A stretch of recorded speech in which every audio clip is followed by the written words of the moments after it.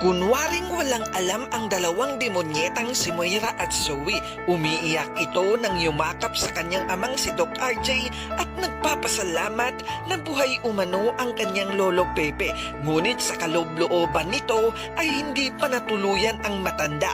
Kaya naman agad ngang naniwala itong si Doc RJ at nadala sa drama ng mag-inang Moira at Zoe.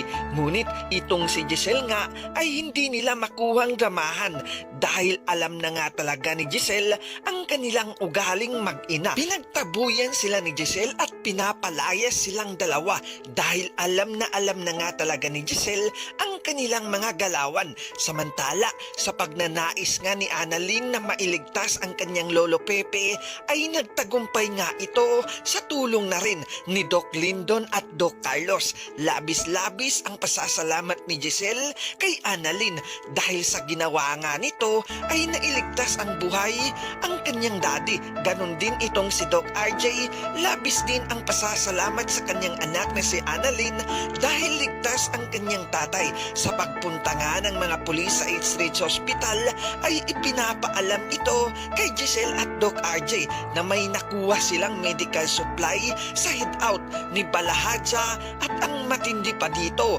may mga fingerprint sa kanilang nakuha.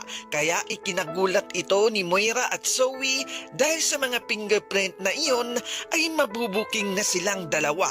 Habang papauwi na nga ang dalawang demonyeta, labis-labis ang kanilang pag-aalala dahil kapag daw umano nagising ang matanda, panigurado na sa kulungan sila babagsak, habang itong si Doc Carlos naman ay patuloy pa rin ang kanyang pagtatakip sa kanyang anak na si Zoe.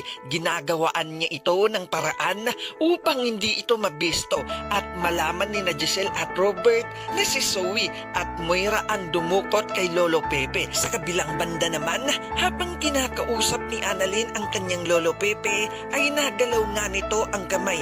Tila nagpapahiwatig ito na malakas na siya at may sasabihin siyang importanteng bagay.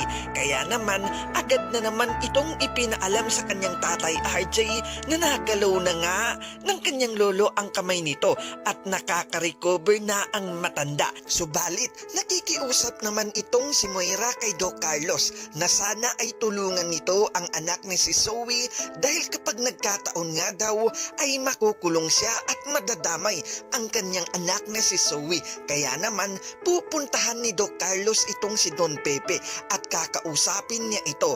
Ang hindi nga alam ni Doc Carlos ay nagising ito at dinig lahat ang kanyang mga sinabi. Sa tingin nyo, malalaman na kaya ng mga pulis na ang totoong may-ari ng mga medical supply ay itong si Zoe? Mabibisto na kaya nila ang mastermind ay itong si Moira at magigising na kaya ang matanda sa kanyang success na operasyon? Ito ang ating dapat pang abangan sa abot kamay na pangarap.